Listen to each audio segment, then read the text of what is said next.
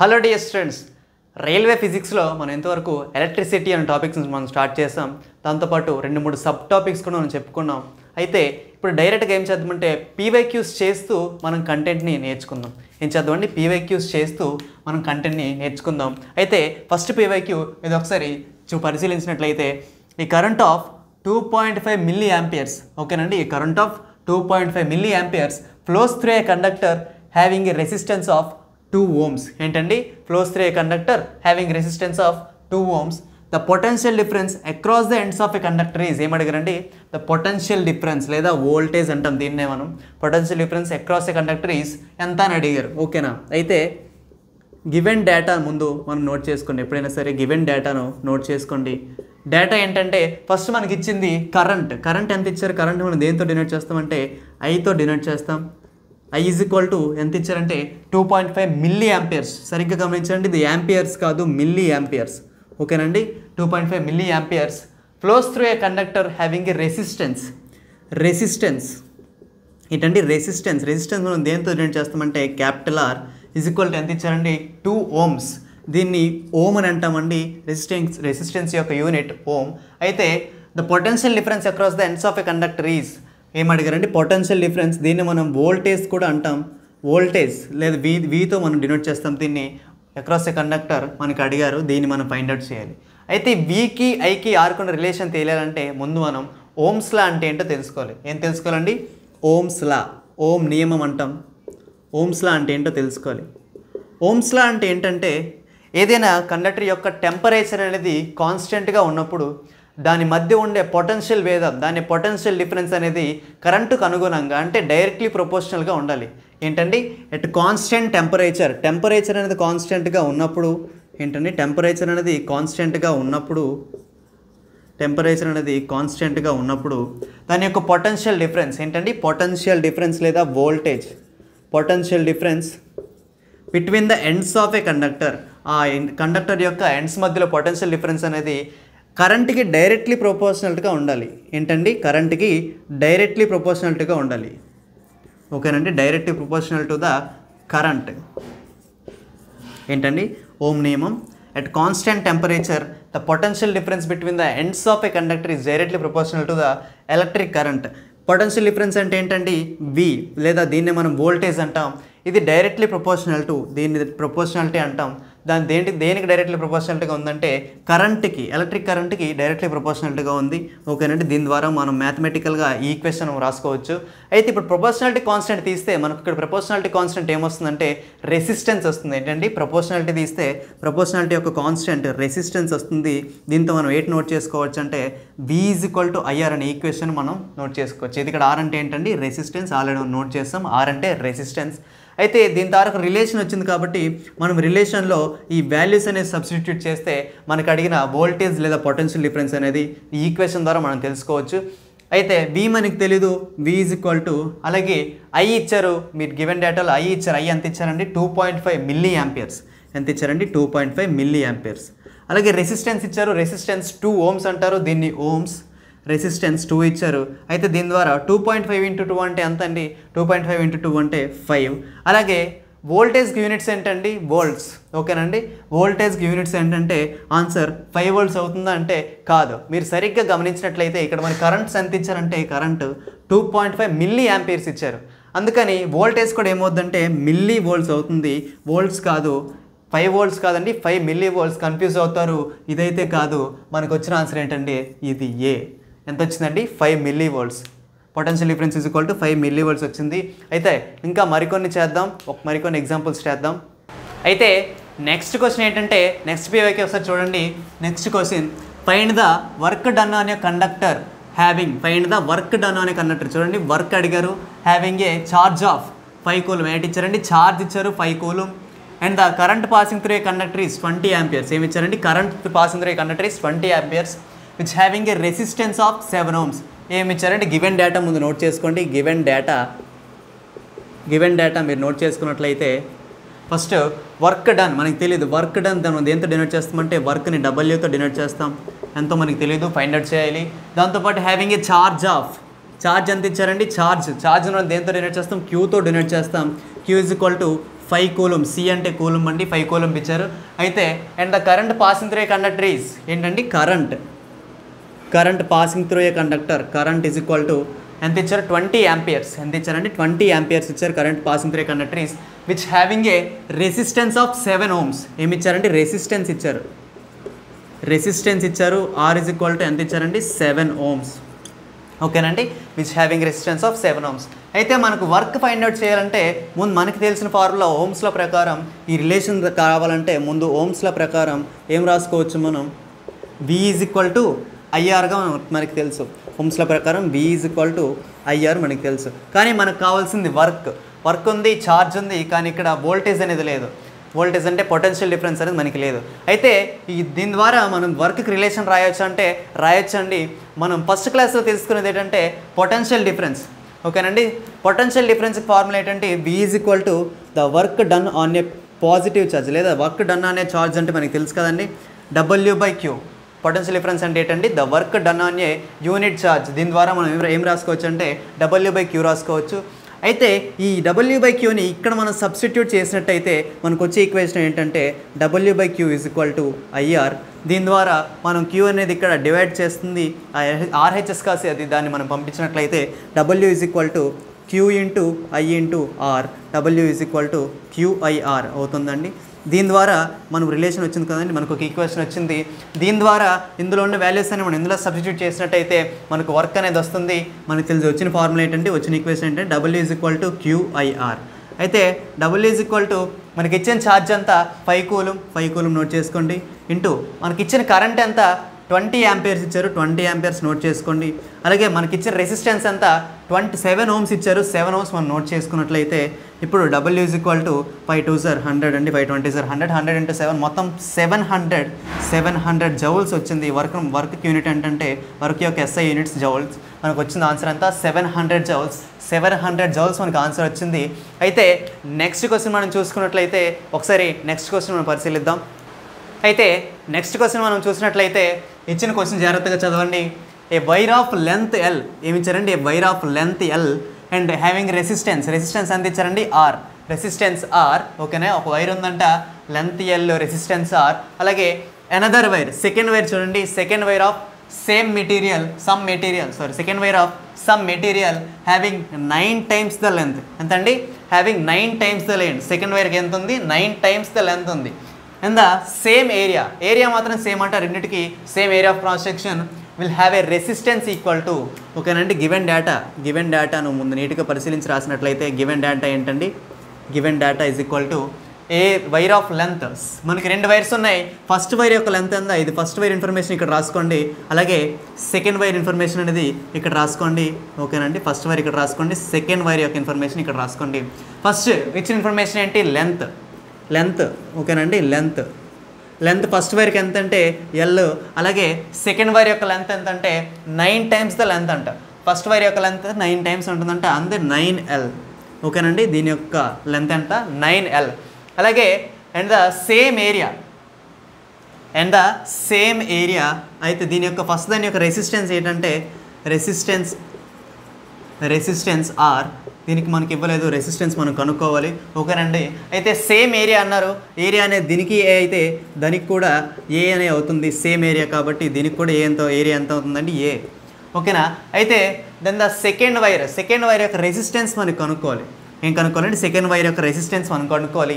అయితే ఈ మూడిటికి లెంత్కి రెసిస్టెన్స్కి ఏరియా ఉన్న రిలేషన్ తెలుసుకోవాలంటే మనం ముందు ఫ్యాక్టర్స్ ఎఫెక్టింగ్ ఆఫ్ రెసిస్టెన్స్ మనం తెలుసుకోవాలి. ఏంటండి, ఫ్యాక్టర్స్ ఎఫెక్టింగ్ ఆఫ్ రెసిస్టెన్స్లో ఫస్ట్ ఫ్యాక్టర్ వచ్చేసి లెంత్కి రెసిస్టెన్స్కి సంబంధం ఏంటంటే మన వైర్ యొక్క ఏదైనా కండక్టర్ యొక్క రెసిస్టెన్స్ పెరిగే కొద్దీ దాని యొక్క లెంత్ కూడా పెరుగుతుంది. అలాగే ఏరియా తగ్గే కొద్దీ దాని యొక్క రెసిస్టెన్స్ అనేది పెరుగుతుంది. అంటే దాని అర్థం ఏంటంటే R is directly proportional to L. మనకి ఏం తెలుసు అంటే R is directly proportional to L. అలాగే R is inversely proportional to area. ఏంటండి, R is directly proportional to L, R is inversely proportional to area. అయితే ఈ దీన్ని మనం ఫస్ట్ ఈక్వేషన్ అనుకొని దీన్ని సెకండ్ ఈక్వేషన్ అనుకుంటే ఈ రెండింటి ద్వారా మనకు వచ్చేది ఏంటంటే R is directly proportional to L/A. ఏంటండి, R is directly proportional to L/A. అయితే ఇక్కడ మనం ప్రపోర్షనాలిటీని తీసి ప్రపోర్షనాలిటీ కాన్స్టెంట్ మనం ఏదైతే ఏర్పాటు చేసుకున్నాం, ప్రపోర్షనాలిటీ కాన్స్టెంట్ ఏమొస్తుందంటే R is equal to ρL/A. దీన్ని ఏమంటారండి రో. రో అనేది దేన్ని ఇండికేట్ చేస్తుందంటే రెసిస్టివిటీని ఇండికేట్ చేస్తుంది. ఇండికేట్ చేస్తుందండి రెసిస్టివిటీ. ఓకేనండి, దీన్ని మనం రెసిస్టివిటీ అంటాం. ఇది ఇక్కడ కాన్స్టెంట్. ఓకేనండి, రెసిస్టివిటీ అనేది కాన్స్టెంట్. అయితే దీని ద్వారా మనం ఈక్వేషన్ సబ్స్టిట్యూట్ చేసినట్టయితే ఫస్ట్ దాంట్లో R ఈజ్ ఈక్వల్ టు రో L/A మనకు వచ్చినట్టు. ఇది లెంత్ ఎంత అండి? లెంత్ దీనికి L, ఆ రెసిస్టెన్స్ యొక్క వాల్యూ R, అలాగే ఏరియా యొక్క వాల్యూ A, రో మాత్రం కాన్స్టెంట్. ఓకేనండి, అయితే సెకండ్ వైర్ యొక్క రెసిస్టెన్స్ మనం R' లేదా R2 అనుకుంటే, R' అనుకుంటే దీని యొక్క రో రెసిస్టివిటీ అనేది సేమ్ అలాగే ఉంటుంది. అలాగే లెంత్ ప్లేస్లో ఎంత ఉందంటే 9L ఉంది. లెంత్ ప్లేస్లో ఎంత ఉందండి? 9L ఉంది.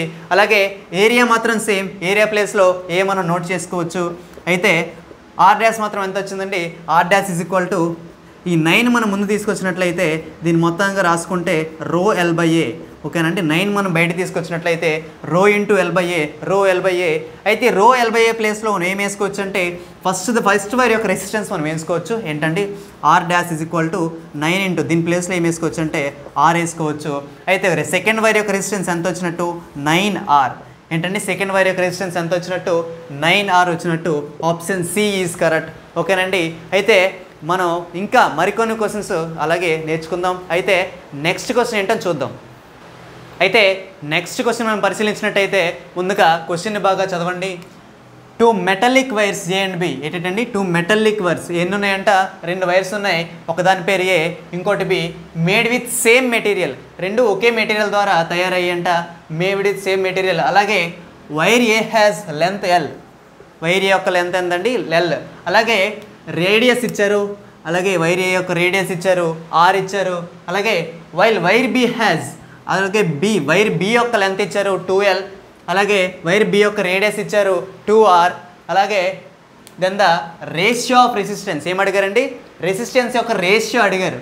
ఓకేనండి, రెసిస్టెన్స్ యొక్క రేషియో A to B అడిగారు, రేషియో అడిగారు. అయితే ఇచ్చిన డేటాను ముందు రాసుకోండి. గివెన్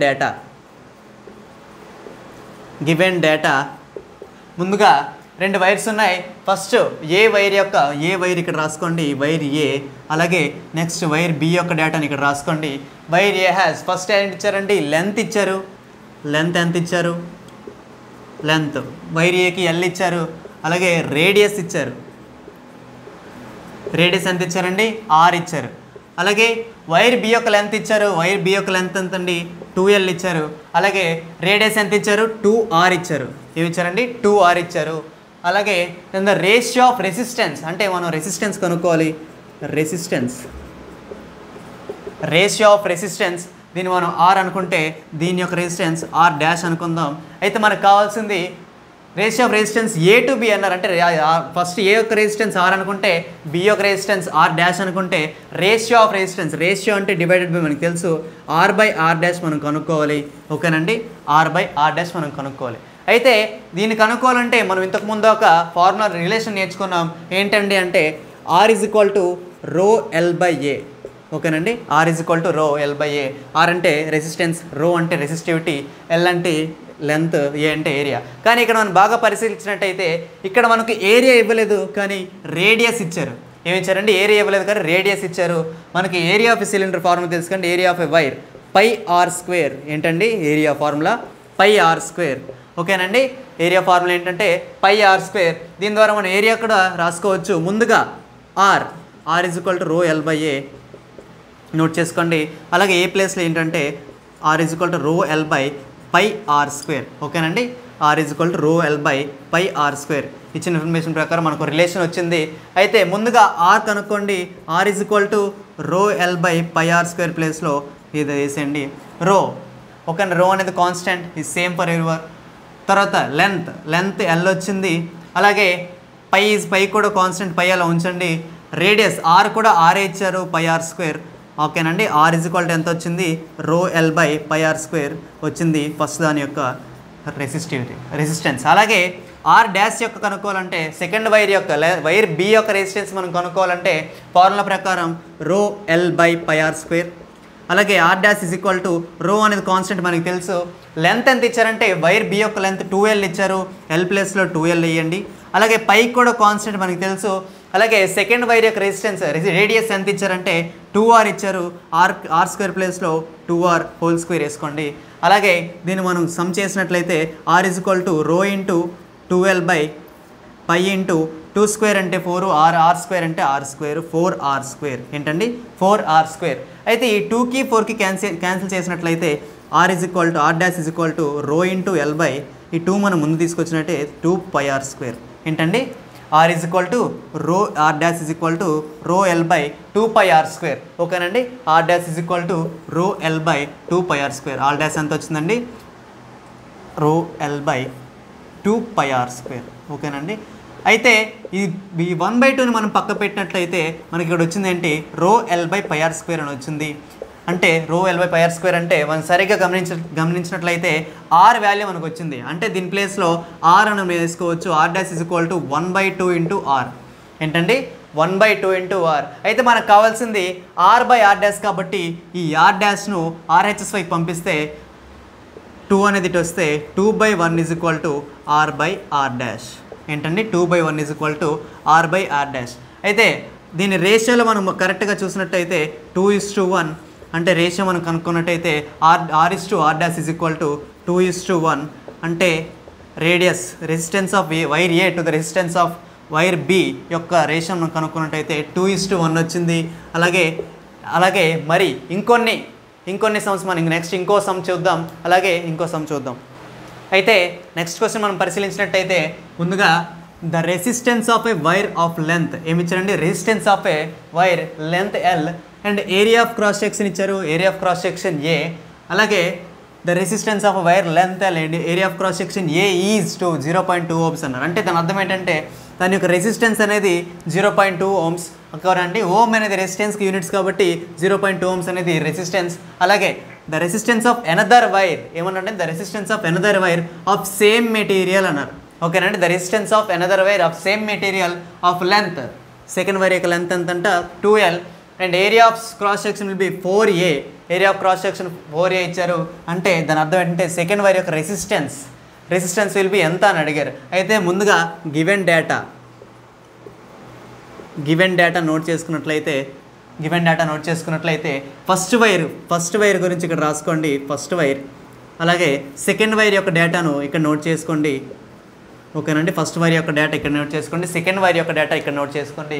అయితే ఫస్ట్ వైర్ యొక్క రెసిస్టెన్స్ ఇచ్చారు. రెసిస్టెన్స్ ఎంత ఇచ్చారు resistance r is equal to capital R is equal to first wire యొక్క రెసిస్టెన్స్ 0.2 ohms ఇచ్చారు, 0.2 ohms.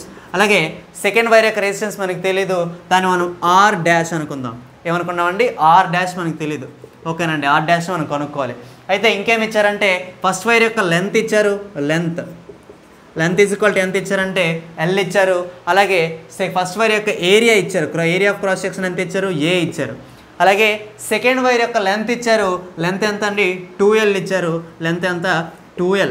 సెకండ్ వైర్ యొక్క లెంత్ ఎంత అండి 2l ఇచ్చారు. అలాగే సెకండ్ వైర్ యొక్క ఏరియా ఎంత అంటే ఏరియా ఎంత ఇచ్చారండి 4a ఎంత ఇచ్చారు 4a ఇచ్చారు.